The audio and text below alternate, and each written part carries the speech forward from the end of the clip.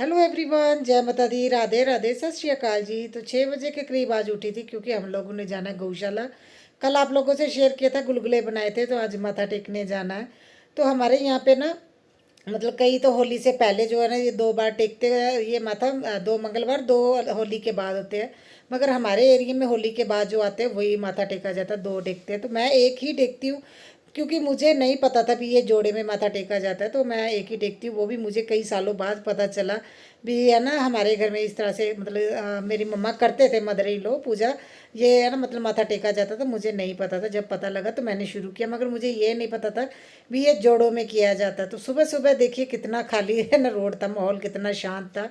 और हम लोग गौशाला पहुंच गए हैं।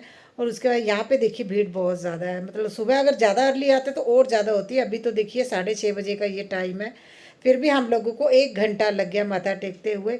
और बड़ा अच्छा अरेंजमेंट होता है यहाँ पे, है ना। देखिए अभी तो इस साइड है ना बच्चे हैं जो गाय के बच्चे, वो छोटे बछड़े वो रखे हुए हैं। गाय नहीं मुझे दिखी। तो गौशाला में भी हम लोग जाएंगे, वहाँ पे भी हम लोगों को गाय नहीं दिखी थी। और सुबह सुबह मॉर्निंग में पता नहीं इस बार यहाँ पे ये अरेंजमेंट था भी यहाँ पे ढोल वाले खड़े थे, ये बाजे वाले।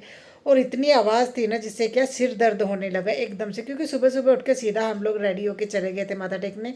और यहाँ पे इस तरह से दाल और गुलगुले का माथा टेका जाता है। और पहले तो देखिए बहुत बड़े पैमाने पे यहाँ पे इस तरह से मिट्टी की तरह ये निकालते थे, अभी छोटा सा एरिया कर दिया इन्होंने। तो अच्छी बात है क्योंकि पैरों के नीचे बहुत ज़्यादा आता है। तो मैं यहाँ पे देखती हूँ ना, अभी तो यहाँ पे बड़े बड़े बर्तन रखे हो, आपने देखा ना, वो देखिए वो बड़ा सारा ढोल रखा हुआ है प्लास्टिक का, इसमें गुलगुले वगैरह डाल देते जो घर से लोग लेके आते हैं। पहले तो ऐसे ही चढ़ाते रहते थे, ढेर लग जाता था, वही चीज़ें पैरों के नीचे आती थी। धीरे धीरे यहाँ पे ना सारा सिस्टम सही हो गया है। और यहाँ पे क्षेत्रपाल की भी पूजा की जाती है साइड में, यहाँ पे है ना माथा टेक के थे साइड में थी, वहाँ पे भी हम लोगों ने पूजा करके फिर हम गौशाला साइड जा रहे हैं ना। हमने सोचा भी चलो आए हैं तो बच्चों के हाथ से ना, तो यहाँ पे ना ये पट्ठे बोलते हैं, पता नहीं वहाँ पे क्या बोलते होंगे हिंदी में। हमारे यहाँ पे तो ऐसे, क्योंकि मुझे बोलना नहीं है अंकल को, तो हस्बैंड बोल रहे थे पट्ठे ले लो। तो इसे है ना लेने के बाद हम लोग है ना देखिए यहाँ पे डाल देंगे, क्योंकि यहाँ पे क्लीनिंग हो रही थी, गाय नहीं दिख रही थी। तो यहाँ पे जिनकी जो खुरलियाँ ना इनमें इस तरह से डाला जाता है। और बेटा बोल रहा था वो तो छोटे वाले टब में ही डालेगा। और हम लोग ने जैसे ही माथा टेक के निकले, देखिए इन्होंने वो जो है ना बाउंड्री की हुई थी वो हटा दी, क्योंकि अब लोग कम आएंगे। कोशिश तो लोग करते भी सुबह जल्दी अर्ली मॉर्निंग में माथा टेक ले। और यहाँ पे बच्चों के लिए थोड़ी सी शॉपिंग करते हुए है ना, मुझे तो ये है ना डॉल पसंद आ रही थी, ये गुड्डा गुड्डी 150 का दे रहे थे, बड़े प्यारे लग रहे थे। हस्बैंड को नहीं पसंद आए, वो बोल रहे ये फाइनली नहीं फ्रेंड्स, लेना हम है। लोग आ गए माथा टेक के।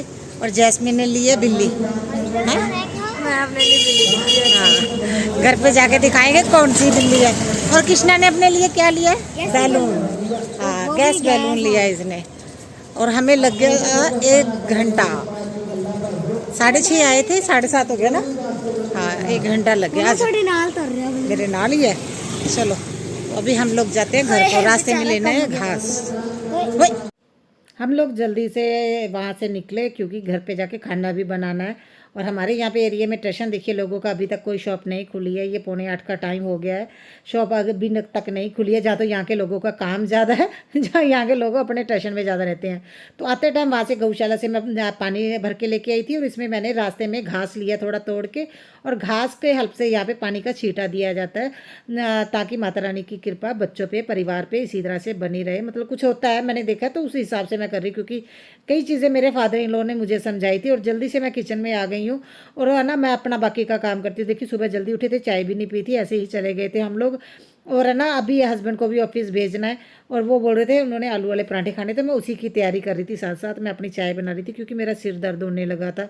वो ढोल की आवाज़ इतनी ज़्यादा थी, सुबह सुबह सिर दर्द होने लगा, खाली पेट मेरे से नहीं रहा जाता।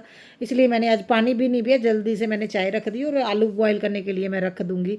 और यहाँ पर मैं अपना काम कर रही थी, और हस्बैंड अपना काम करने लगे हैं। और बहुत ज़्यादा वाकई में बहुत ज़्यादा मुश्किल हो जाता है जब एकदम से सुबह जाके आओ ना, तो सफ़र करके आते हैं। और देखिए मैंने कपड़े भी चेंज नहीं किए क्योंकि टाइम नहीं था, हस्बैंड ने भी आज जल्दी जाना था, बोल रहे थे भी मुझे जल्दी है थोड़ा सा। और मैं जल्दी से ना अपना जो समेटने वाला काम वो समेट रही हूँ। मुझे ये था मैं बेड वगैरह सेट कर लेती हूँ, क्योंकि हस्बैंड बोल रहे थे उन्होंने लंच नहीं लेके जाना। अगर लंच नहीं लेके जाना तो मुझे सब्जी वगैरह नहीं बनानी थी, टाइम था मेरे पास। तो आलू बॉयल करने के लिए रखे थे, मैंने सोचा तब तक मैं अपना बेड सेट करती हूँ, और बेटी भी हेल्प कर रही थी। और आज ऐसा था भी हमने कोई ज़्यादा एक्स्ट्रा काम नहीं करना, जो डेली डेली रूटीन ना वही हम लोग करेंगे, क्योंकि सुबह उठे थे और बच्चे भी साथ में उठ गए थे और बच्चों को भी नींद आ रही थी और मैं अभी नहीं सोने दूंगी दोपहर को। मैंने उन्हें बोला दोपहर को सोना, अभी नहीं सोना है। तो अब मैं देखिए यहाँ पे अपना आलू वगैरह छीलने लगी थी मैंने, तो हस्बैंड के ना बटन खराब टूट गया था एक, तो वो बोल रहे थे ये शर्ट है ना मैं खुद ही सिल दूंगा। मेरे पास तो टाइम नहीं था क्योंकि मैं आलू है ना छील रही थी, आलू बनाने की आलू के पराठे बनाने की तैयारी कर रही थी। ये बाबूजी खुद लगे। सब कुछ आता है, हस्बैंड लोगों को सब कुछ आता है, मगर कई लोग होते हैं ना अपनी वाइफ पे पूरा डिपेंड हो जाते हैं। तो मुझे हस्बैंड की बात ये अच्छी लगती है भी, अगर उनको लगता है इसके पास टाइम नहीं है वो खुद कर लेते हैं, वो प्रेस भी खुद कर लेते हैं। अगर उन्होंने अपने कपड़े करने हैं, बच्चों के, मेरे पीछे पीछे नहीं घूमते। तो मैं यहाँ पे आ गई थी, मैं ना बालकनी में थी, मैं किचन में है, तो वहाँ पे हमारे कचरे वाली आई थी ना, तो वो बोल रहे थे भी हम मुझे बासड़िया दो, बासड़िया बोलते हैं जो ये हमने बनाया ना। तो मैंने उनको बोला भी आप लेते हो, और वो बेचारी मैंने तो उनको छेड़ ही लिया जैसे मुझे बोल रही है इतने साल हो गए मुझसे इसे इस गली में ना कचरा उठाते हुए, यहाँ पे कोई बासड़िया, कोई करवा चौथ, कोई भी है ना मतलब त्योहार की कोई रोटी नहीं देता। मैं हैरान हूँ भी लोग है ना कैसे हैं भी यहाँ पे रोटी क्यों नहीं देते हैं। तो मैंने बोला यहाँ पे वो खुद अपने लिए बना ले। मैं मन में सोच रही थी बहुत बड़ी बात है, वो रोटी तो आपको क्या निकाल के देंगे, क्योंकि हमारे यहाँ पे वो उस तरह का ना कोई रीति रिवाज नहीं है, मैंने देखा है। अगर आप लोग मेरे पुराने सब्सक्राइबर हो, आप लोगों ने देखा होगा भी मैं करवा चौथ पे ना सुबह जो भी खाती हूँ वो मैं छत पे है ना, क्योंकि वो सुहागन को दिया जाता है और सुबह मॉर्निंग में 4-5 बजे किसी के घर में नहीं जाना जाती हूँ मैं, तो मैं छत पे डाल देती हूँ करवा चौथ माता के नाम का, हुई अष्टमी के नाम का। तो जो दोपहर रात की रोटी होती है जो मैं ना व्रत खोलने के बाद रोटी मैं बनाती हूँ वो मैं ज़रूर सुहागन को देती हूँ। तो ये कचरे वाली लेती है, मुझे नहीं पता था क्योंकि हमारे यहाँ पे कोई भी नहीं देता। वैसे भी रोटी जो मैं बनाती हूँ ना वो पूरे हमारे एरिया में मैं अकेली हूँ जो इस तरह से रोटी निकाल के करवा चौथ की देती हूँ। यहाँ पे इस तरह का कोई भी ट्रेंड नहीं है। मैंने एक चीज़ नोटिस की, यहाँ पे तो रात की सब्जी से ही व्रत रख लेते हैं, और रात की सब्जी बड़ी थी उससे सुबह उठ के एक रोटी बनाते हैं, उसी से व्रत रख लेते हैं। कोई ऐसा नहीं है, जैसे फ्योनियाँ शुभ मानी जाती हैं करवा चौथ के व्रत में, सुबह जो सरगी खाई जाती है वो सुबह सुबह मैं सारी रेडी करती हूँ, वो चीज़ें रेडी करती हूँ जो मैं खाती हूँ, मेरी बेटी खाती है ना। तो मैंने यहाँ पे देखा, यहाँ पे इस तरह का कुछ नहीं है भी सुबह उठ के सारा कुछ रेडी करो। मेरे से मीठा नहीं खाया जाता, फिर भी मेरी प्लेट में थोड़ा थोड़ा मीठा मैं ज़रूर रखती हूँ, क्योंकि व्रत मीठा रख के फ्योनियाँ खा के है ना, मिठाई खा के ही व्रत रखना चाहिए। हमारे यहाँ पे इस तरह का कोई कल्चर नहीं है। मुझे इतनी हंसी आई ना उनकी बात सुन के, बोल रहे इतने साल हो गए आज तक मुझे किसी ने रोटी दी ही नहीं। मुझे जो लोग खुद के लिए नहीं बना सकते वो प्रॉपर प्लेट निकाल के क्या देंगे। मुझे हंसी भी आई थी, और कई मेरी वीडियो देखेंगे उनको हो सकता है उनको बुरा भी लगे, मगर जो मैंने देखा मैं वही आप लोगों को बता रही हूँ। और बेटी को पहले तो ये था भी कुछ नहीं करना, सोएंगे, बाद में अपने स्टडी एरिया पूरा ये निकाल के ना सामान बैठ गई है मैडम जी। मैंने सोचा चलो मैं उसकी हेल्प करवा देती हूँ थोड़ी सी। और मैंने इसने ना बहुत सारे DIY किए अपने, बहुत ये है ना कुछ बनाती रहती है, और इतना कुछ इसने संभाल के रखा हुआ है। इसके है ना मतलब देखिए सारा सामान इसने ऐसे संभाल के, अलमीरा के एक है ना साइड विंडो है उसमें इसका सारा सामान है। और बोल रही थी मम्मा मैंने सारा सामान अभी है ना मतलब फेंक देना, नहीं रखना, तो मैं नए से बनाना शुरू करूँगी, क्योंकि इतना ज़्यादा सामान हो गया। उसका स्टडी एरिया पूरा इस तरह से सामान से भरा रहता है, ना तो फेंकने देती है, कहीं तो कहीं रखूँगी। मैं इसी बात पे हंस रही थी भी तूने तो पूरी है ना दुकान लगा के रखी हुई चीज़ों की। बहुत सारी चीज़ें इसने ऐसी ही रखी हुई हैं।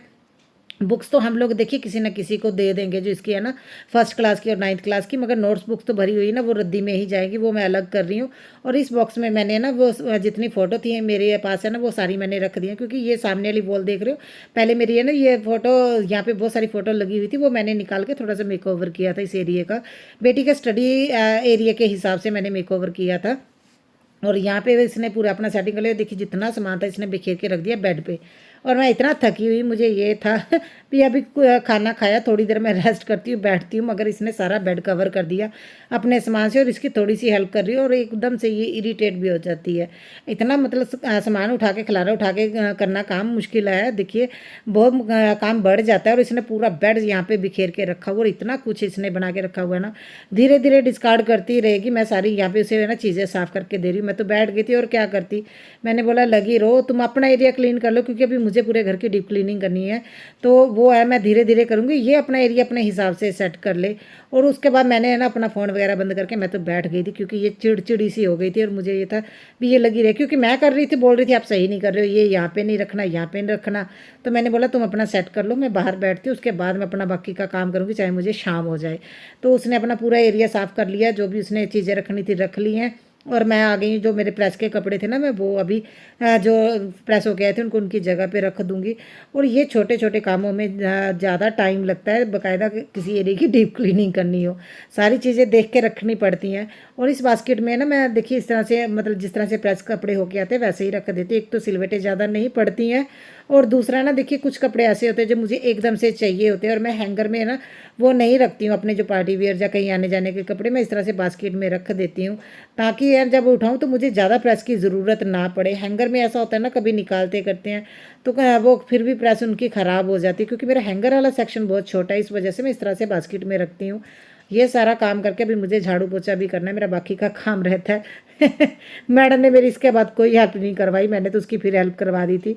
और देखिए मैं मेरा ये है ना सूट भी मैंने प्रेस करवा के तो दुपट्टा इसके साथ इस तरह से एक बैग में रख दूँ। मैंने इस तरह के बैग बहुत ज़्यादा यूज़ करती हूँ, मुझे लगता है ना ये सबसे बेस्ट आइडिया, अगर आपने है ना अलमीरा में भी रखना है तो सूट प्रेस का प्रेस रहता है और एक ही शेप में बना रहता है। देखिए एक साइड दुपट्टा रख दिया, जब मुझे ज़रूरत होगी मैं निकाल के यूज़ कर लेती हूँ। अगर मुझे लगता है इसमें ना प्रेस की एक लाइन बन जाती है तो जो फोल्ड करते हैं उसकी लाइन बनती है, वो मैं जल्दी से फटाफट से ना, अगर जल्दी होती है तो मैं प्रेस घर पे कर लेती हूँ। ज़्यादा मतलब मुझे काम नहीं फिर है ना लगता, भी एकदम से फिर रेडी होना तो जाना तो कहीं तो मुश्किल नहीं होती, क्योंकि मैं कपड़े प्रेस नहीं कर पाती हूँ। और देखिए इतना टाइम हो गया, हस्बैंड ने ग्रोसरी ला के दी और मैं इनको संभाल नहीं पा रही हूँ। रीज़न इसका ये, इस बार मैंने 45 किलो आटा ना पिसवा लिया, और जो मेरा वो आपने बॉक्स देखा जिसमें गेहूँ रखते हैं वो 30 किलो का है, और दो दो अलग से एक स्टील के बॉक्स है, अभी उनमें मैंने डाल के रखा, उनमें मैं ग्रोसरी रखती थी, ये सबसे बड़ी दिक्कत हो गई। और उसके बाद देखिए ये लेके आए है बिल्ली, ये पिगी बैंक है, तो मुझे ये पसंद आ गया था।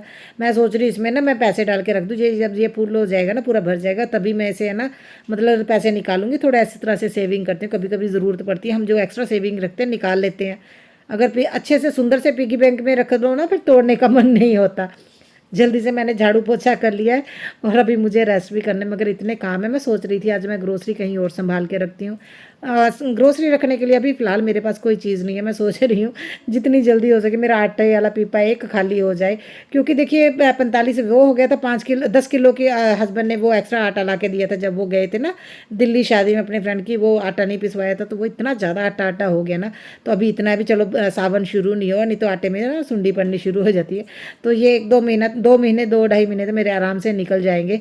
और मैंने जल्दी से अपना घर का काम भी कर लिया, और थकावट बहुत ज़्यादा हो गई है, क्योंकि सुबह के जल्दी भी उठे हुए हैं और जब से उठी हूँ तब से काम करने लगी हुई हूँ। मैंने फटाफट से अपने ना झाड़ू पोछा करके मैंने सोचा मैं रेस्ट करूँगी, मैंने और कुछ भी नहीं करना, क्योंकि आलू के पराठे खाए हुए हैं और है ना वो 2-4 मैं एक्स्ट्रा बना के रखती हूँ, क्योंकि बच्चे वो खाते रहते, बच्चों को बहुत पसंद है। तो मैंने कर लिए अपने कपड़े फोल्ड, अभी करूँगी रेस्ट। मिलते हैं कल नए ब्लॉग में, पसंद आए तो लाइक ज़रूर कीजिएगा और कमेंट कर